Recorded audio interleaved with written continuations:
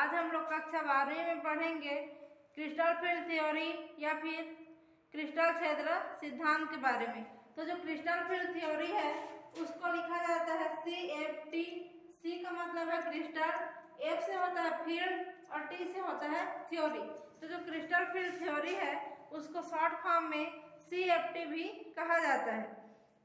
तो अभी तक हम लोग देख रहे थे कि केंद्रीय धातु और उसका जो लिगेंड है उनके बीच बंध की प्रकृति को समझाने के लिए पहला वर्नर ने एक सिद्धांत दिया था। उसके बाद आया था वैलेंस बॉन्ड थ्योरी या VBT। उसके बाद जो अगला थ्योरी है हम लोग आज पढ़ेंगे क्रिस्टल फील्ड थ्योरी। तो जो क्रिस्टल फील्ड थ्योरी है इस सिद्धांत को सन 1929 में H. बेदे और वान ब्लैक नामक दो अलग अलग वैज्ञानिक थे। इन्होंने क्या किया, संयुक्त रूप से इसको प्रतिपादित किया। तो जो H. बेदे थे उन्होंने इसके बारे में कब स्टडी किया था, 1929 में। और जो वान ब्लैक है इन्होंने सन 1932 में स्टडी किया। अब इन्होंने इसमें अपना सिद्धांत जब दिया तो क्या किया उन्होंने कि आणविक क्रिस्टलों के प्रकाशीय गुणों की व्याख्या करने के लिए इसको लागू किया गया। जो क्रिस्टल रहते हैं वो आणविक अवस्था में जो क्रिस्टल पाए जाते हैं उन्हीं को बोलते हैं आणविक क्रिस्टल। तो जो आणविक क्रिस्टल है प्रकाश के प्रति उसके गुणों में क्या परिवर्तन होगा या प्रकाश के प्रति जो क्रिस्टल है उसकी प्रकृति या दोनों के बीच, प्रकाश और क्रिस्टल के बीच इंटरेक्शन किस प्रकार से होगा इसको प्रतिपादित करने के लिए इन्होंने इस सिद्धांत को लागू किया और इसीलिए क्रिस्टल पर आधारित यह सिद्धांत दिया गया। इसलिए इस सिद्धांत का नाम भी पड़ गया क्रिस्टल फील्ड थ्योरी या फिर क्रिस्टल क्षेत्र सिद्धांत। इस सिद्धांत को उपसहसंयोजी यौगिक या फिर जो कोऑर्डिनेशन कंपाउंड हम लोग अभी तक पढ़ते आए हैं उनके लिए कब लागू किया गया, सन 1950 में कोऑर्डिनेशन कंपाउंड की स्टडी में भी इसको जोड़ करके संयुक्त रूप से पढ़ा गया। तो जो क्रिस्टल फील्ड थ्योरी है और वैलेंस बॉन्ड थ्योरी है इन दोनों में जो अंतर है वो क्या है कि जो वैलेंस बॉन्ड थ्योरी हम लोग अभी तक देखते आए हैं उसमें क्या था कि धातु और लिगेंड के बीच बंध को शुद्ध रूप से सहसंयोजी बंध बताया गया था।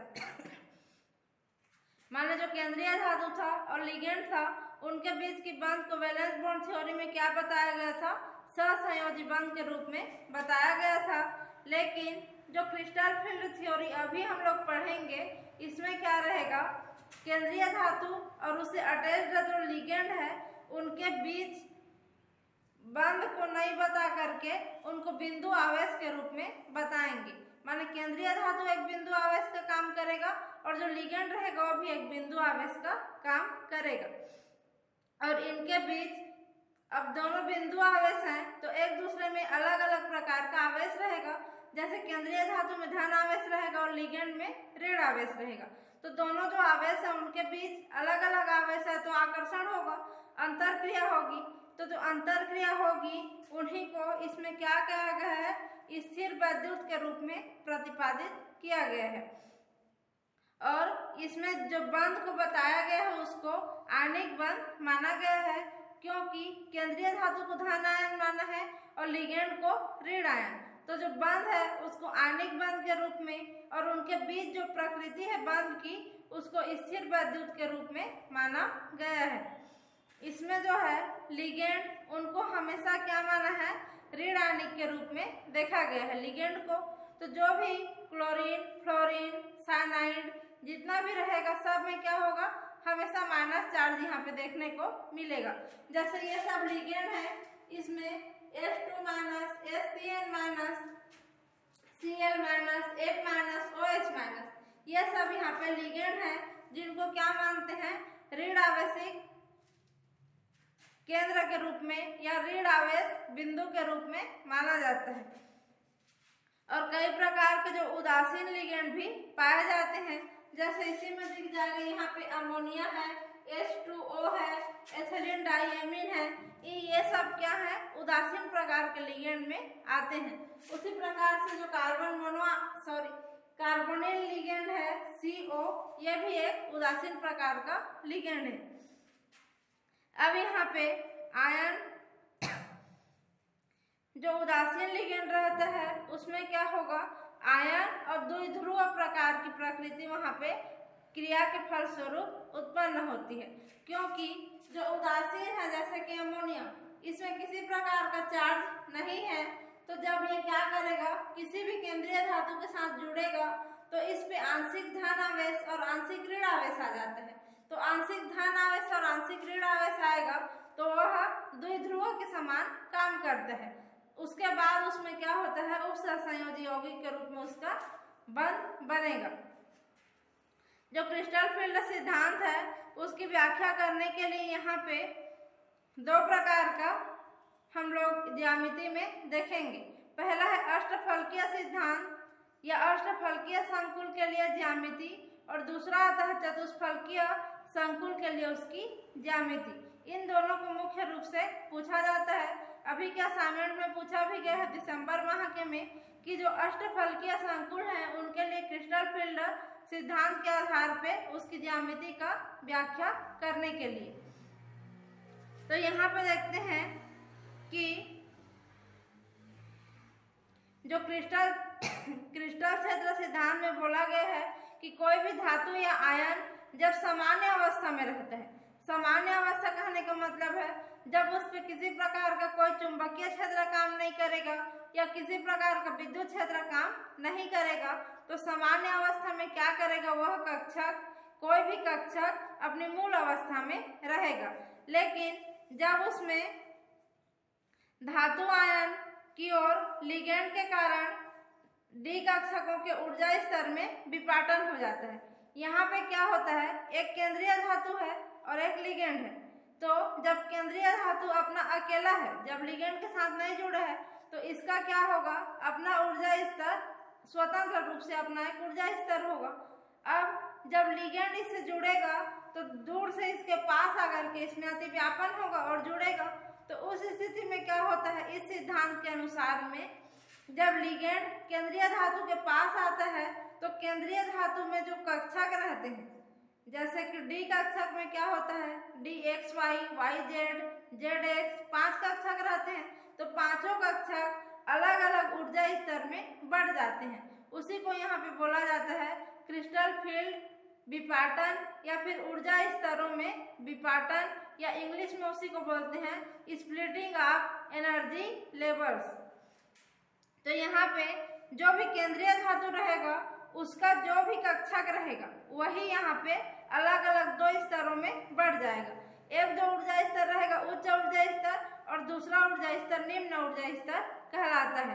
तो यहाँ पे अगर हम लोग संकुल का निर्माण देखते हैं तो ज्यादातर वहाँ पर डी कक्षक ही उपयोग होता है, क्योंकि डी कक्षकों के द्वारा ही क्या होता है, संकरण की क्रिया, जैसे कि अष्टफलकीय संकुल में sp3d2 संकरण होता है, उसी प्रकार से जो चतुष्फलकीय रहता है उसमें sp3 संकरण होगा। तो जब संकुल होगा तो उसमें क्या होता है, डी कक्षक हम लोग देखेंगे तो डी कक्षक में 5 उप कक्षक पाया जाता है। 5 उप कक्षक में D X Y, D Y Z, D Z X, D X square Y square और डी जेड स्क्वायर, ये 5 कक्षक किसमें पाए जाएंगे, डी कक्षक के उप कक्षक कहलाते हैं। तो इसका स्ट्रक्चर पहले हम लोग देख चुके हैं कैसा रहता है, उसके बारे में अभी नहीं पढ़ेंगे। यहाँ पे डी कक्षक 5 तो रहता है, इतना समझ लो। अब जो डी एक्स वाई है और डी वाई जेड है और डी जेड एक्स है, इन तीनों को मिलाकर क्या बोला जाता है, T2G कक्षक। यहाँ पे जो डी कक्षक की संरचना पढ़े थे, स्ट्रक्चर ऑफ डी ऑर्बिटल, उसमें इसको देख चुके हैं पहले। तो ये सबको कहा जाता है T2G कक्षक। इन सबको बोलेंगे T2G कक्षक। उसके बाद D X square Y square है और डी जेड स्क्वायर, इन दोनों को क्या कहा जाता है, EG कक्षक कहा जाता है।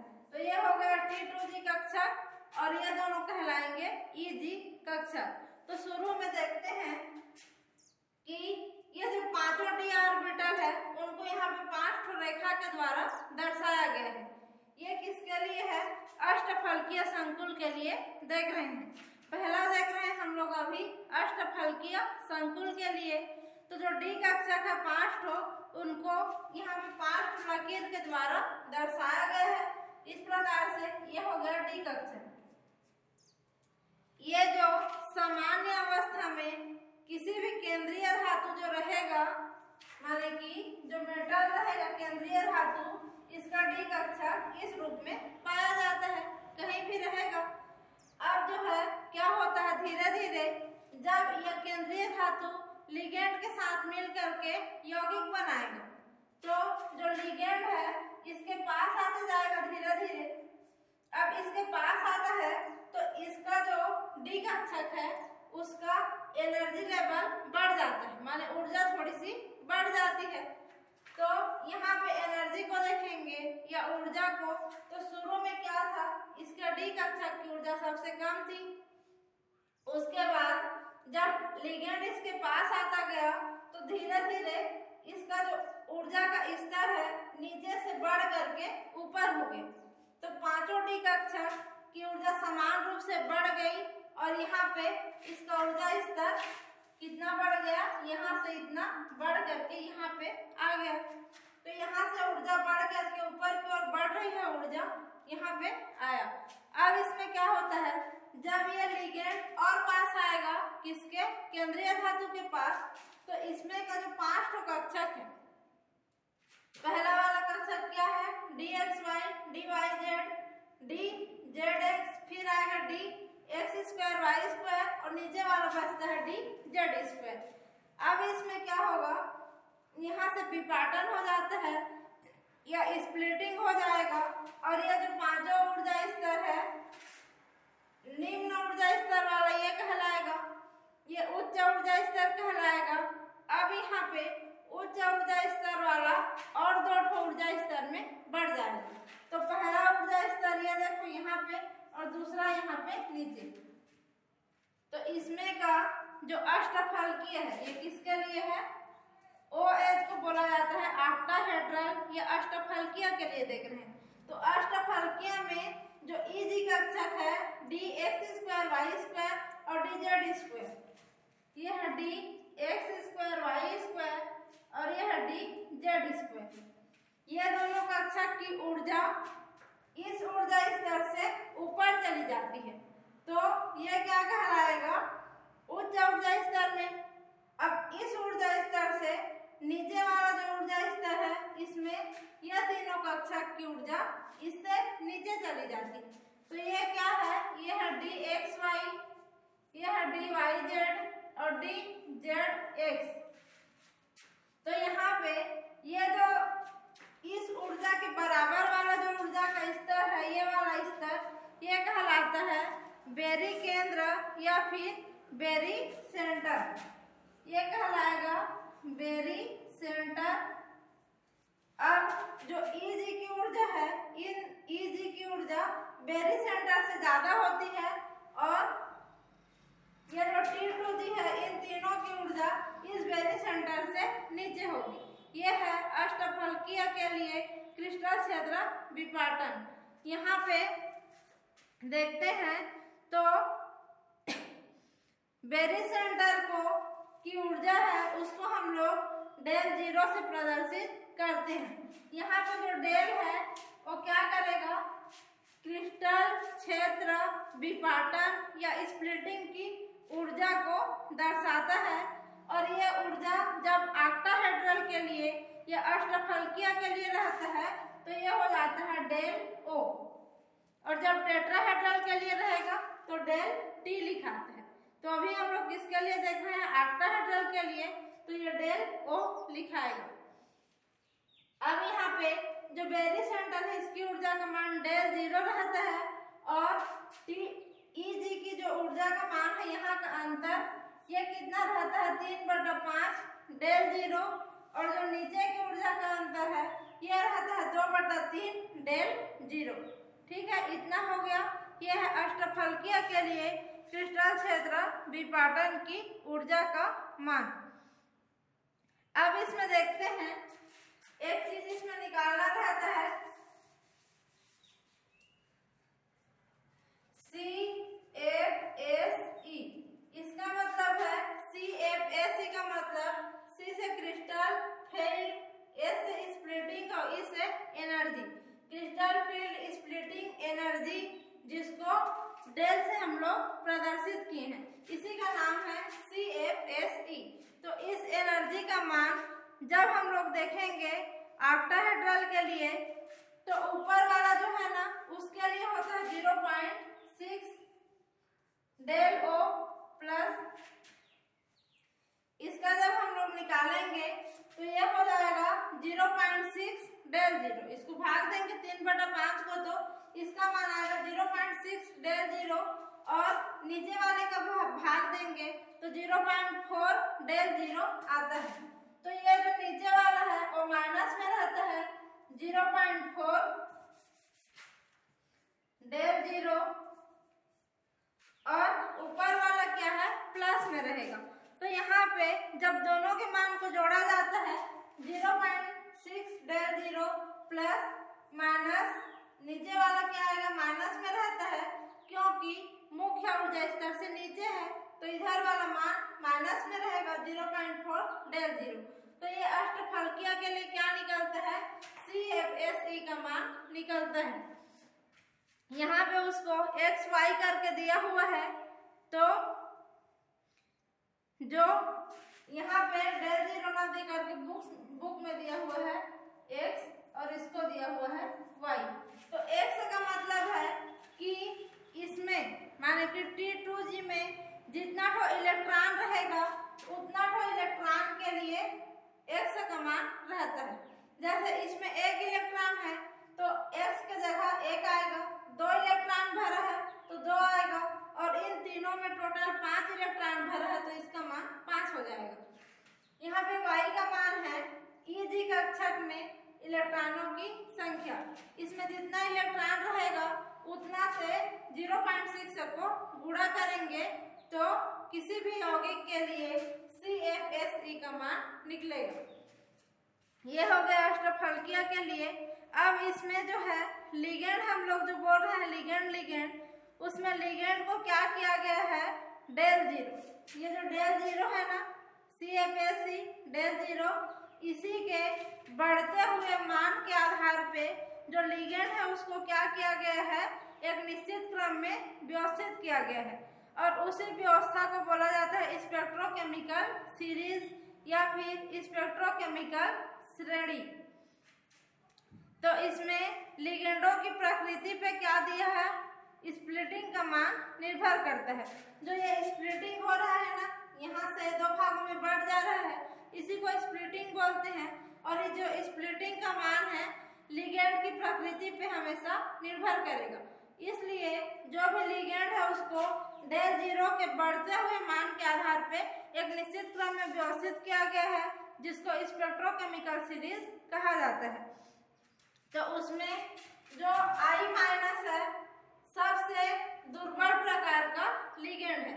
जो स्ट्रॉन्ग लिगेंड, वीक लिगेंड पढ़ रहे थे पहले, दुर्बल लिगेंड, प्रबल लिगेंड, उसी को स्पेक्ट्रोकेमिकल सीरीज में अच्छे से दिया गया है। तो यहाँ पे जो I- है सबसे दुर्बल प्रकार है, छोटा का चिन्ह लगा है, इस प्रकार से चिन्ह लगा है छोटा है करके, फिर Br-, फिर आएगा H2-, SCN-, Cl-, F-, OH-, C2O4 2-, इसके बाद आता है O2-, फिर H2O। यहाँ पे जो H2O है ये क्या है, माध्यमिक लिगेंड का काम करेगा। देखो जो H2O से ऊपर वाले जितने भी लिगेंड है ये सब क्या कहलाएंगे, वीक लिगेंड या फिर दुर्बल लिगेंड, या बुक में दिया है दुर्बल क्षेत्र लिगेंड। ठीक है, इधर वाले दुर्बल है, फिर ये क्या है H2O माध्यमिक लिगेंड का काम करेगा।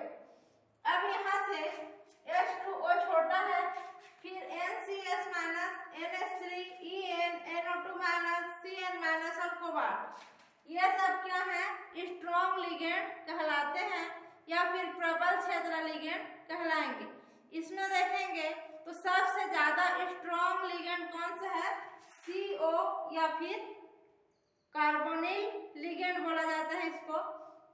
तो जो कार्बोनिल लिगेंड है सबसे ज्यादा स्ट्रॉन्ग लिगेंड है और ये सब स्ट्रॉन्ग लिगेंड में आएंगे। और यहाँ पे जो I- है सबसे दुर्बल प्रकार का लिगेंड है या वीक लिगेंड कहलाता है।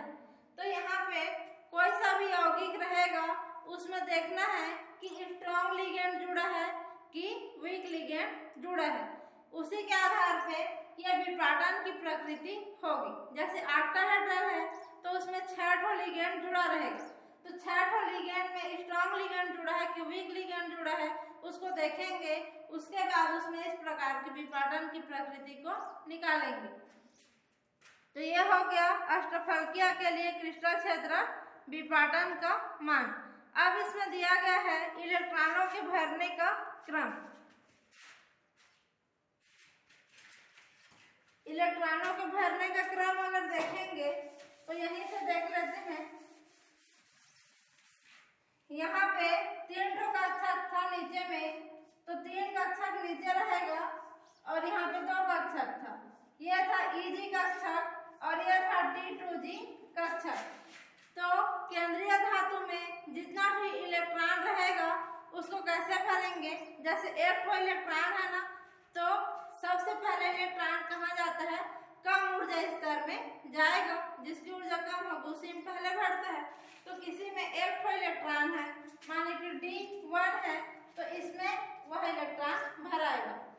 2 इलेक्ट्रॉन हो गया तो क्या होगा? जैसे D2 है किसी में, तो 2 इलेक्ट्रॉन 2 भर गया। 3 इलेक्ट्रॉन है तो कैसे होगा? इस प्रकार से भरेगा। माने कि जितना भी खाली कक्षक है सब में पहले एक इलेक्ट्रॉन भर जाएगा। उसके बाद अगर इलेक्ट्रॉन बचेगा तो ऊपर वाले कक्षक में जा करके भरेगा। ठीक है। अगर D4 इलेक्ट्रॉन है, 4 इलेक्ट्रॉन है, तो वहां पे देखना है कि किसी भी यौगिक में अगर 4 इलेक्ट्रॉन है तो वहां पे स्ट्रॉन्ग प्रकार का लिगेंड उस यौगिक से जुड़ा है कि दुर्बल प्रकार का लिगेंड जुड़ा है। अगर स्ट्रॉन्ग लिगेंड जुड़ा रहेगा तो क्या होगा? चौथा इलेक्ट्रॉन इसी में आकर के जुड़ जाता है। माने स्ट्रॉन्ग लिगेंड अगर मेटल से जुड़ा रहेगा तो चौथा लिगेंड इसी में भर जाएगा। लेकिन अगर वीक प्रकार का लिगेंड है, दुर्बल लिगेंड जुड़ा हुआ है, तो चौथा इलेक्ट्रॉन यहाँ पर आएगा, इसमें नहीं भरेगा। तो इस प्रकार से भरता है। अगर 5 इलेक्ट्रॉन रहेगा और दुर्बल लिगेंड जुड़ा रहेगा तो इस प्रकार से भरेगा। माने 5 इलेक्ट्रॉन है और दुर्बल लिगेंड जुड़ा हुआ है तो पांचों में एक इलेक्ट्रॉन क्रम से ऐसे बढ़ते जाएगा। उसके बाद अगर 6वां इलेक्ट्रॉन बच जाता है तो यहाँ पे आएगा। लेकिन अगर स्ट्रॉन्ग लिगेंड जुड़ा हुआ है तो यहीं से चौथा, 5वां, 6वां होने के बाद 7वां इसमें आएगा, फिर 8वां इसमें भराता है। तो इस प्रकार से इसमें क्या होता है? इलेक्ट्रॉन को भरा जाता है। तो यहाँ पे एक और देखने को मिलेगा पेयरिंग एनर्जी, जो बड़ा वाला P करके दिया हुआ है कोष्टक में। P का मतलब है पेयरिंग एनर्जी बोलते हैं उसको, या फिर युग्मन होने की एनर्जी। तो जो इलेक्ट्रॉन है ना, एक इलेक्ट्रॉन है उसी के साथ दूसरा इलेक्ट्रॉन आ जाता है, तो एक अकेला था उसके साथ पेयर बना लिया। तो इस प्रकार से जो इलेक्ट्रॉन के पेयरिंग होने की क्रिया है उसके लिए जो एनर्जी चाहिए रहती है वही क्या कहलाता है? पेयरिंग एनर्जी कहलाएगा। तो इसके लिए 2 परिस्थितियां दी गई है यहाँ पे। अगर ΔO का मान कम, ΔO का मान पेयरिंग एनर्जी से कम है, माने क्या हुआ? पेयरिंग एनर्जी का मान ज्यादा है, तो वहां पे क्या होगा? इलेक्ट्रॉन ΔO का मान कम है और पेयरिंग एनर्जी का मान वहां पे ज्यादा है। तो यहाँ पे जो है इलेक्ट्रॉन इस प्रकार से भराएगा, पांचों में भराएगा, क्योंकि ΔO का मान यहाँ पे क्या होना चाहिए? कम होना चाहिए। तो इसके लिए इलेक्ट्रॉन इस प्रकार से उसमें भराता है, पहले तीनों में भराएगा, फिर इन दोनों में जा करके भराएगा। और जब दूसरा स्थिति आता है, डेल जीरो का मान जब ज्यादा है, तो डेल जीरो का मान ज्यादा है किससे? पेयरिंग एनर्जी से। तो इस स्थिति में क्या होगा, इलेक्ट्रॉन पहले इसी में भराता है। ये पहली स्थिति के लिए इस प्रकार से इलेक्ट्रॉन भराएगा, 5 इलेक्ट्रॉन है तो पांचों में एक एक इलेक्ट्रॉन जाएगा। लेकिन दूसरी स्थिति में डेल जीरो का मान ज्यादा है किससे? पेयरिंग एनर्जी से। तो वहां पे हो जाएगा, ये जो है इस प्रकार का जो लिगेंड है क्या कहलाएगा? निम्न चक्रण लिगेंड। माने कि जो डेल जीरो है का मान बड़ा रहेगा P से, तो इसमें इलेक्ट्रॉन कैसे भराएगा? इस प्रकार से कक्षक है तो उसमें 5 इलेक्ट्रॉन है, तो पांचों इलेक्ट्रॉन इस नीचे वाले में ही भरा जाता है। अब यहाँ पर देख रहे हैं कि ये इलेक्ट्रॉन अकेला है तो चक्रण करने के लिए, घूमने के लिए स्वतंत्र है, तो इसमें 5 स्वतंत्र इलेक्ट्रॉन है जो आसानी से चक्रण कर सकते हैं। तो इस प्रकार से जब इलेक्ट्रॉन भराता है किसी यौगिक में, तो उसको क्या बोला जाता है? उच्च चक्रण संकुल या फिर हाई स्पिन कॉम्प्लेक्स, क्योंकि इसमें बहुत ज्यादा इलेक्ट्रॉन स्वतंत्र है जो आसानी से चक्रण कर सकता है, तो इनको बोलेंगे हाई स्पिन कॉम्प्लेक्स या उच्च चक्रण संकुल। दूसरा देखते हैं कि जो इस प्रकार से इलेक्ट्रॉन इस स्थिति में भराएगा। अगर 5 इलेक्ट्रॉन है तो इसी में पांचवा इलेक्ट्रॉन पेयरिंग हो जाता है। तो यहाँ पे देखेंगे तो केवल एक इलेक्ट्रॉन यहाँ पे फ्री है जो कि चक्रण कर सकता है, घूम सकता है। ये दोनों तो युग्म में बंधा गए, पेयरिंग हो गया, तो ये दोनों नहीं घूम पाएंगे। तो इसमें का ये चक्रण करने के लिए अकेला ही इलेक्ट्रॉन है, तो इनमें इनकी तुलना में चक्रण कम होगा, तो ये क्या कहलाएगा? निम्न चक्रण संकुल या लो स्पिन कॉम्प्लेक्स कहलाता है। तो इस प्रकार से उच्च चक्रण संकुल और निम्न चक्रण संकुल ऑक्टाहेड्रल के लिए पाए जाते हैं। अब अगर हम लोग क्या देखते हैं, टेट्राहेड्रल देखते हैं, तो यहाँ पे क्या अंतर हो जाएगा? टेट्राहेड्रल को TD से प्रदर्शित करते हैं, टेट्राहेड्रल को, तो इसमें भी यहाँ पे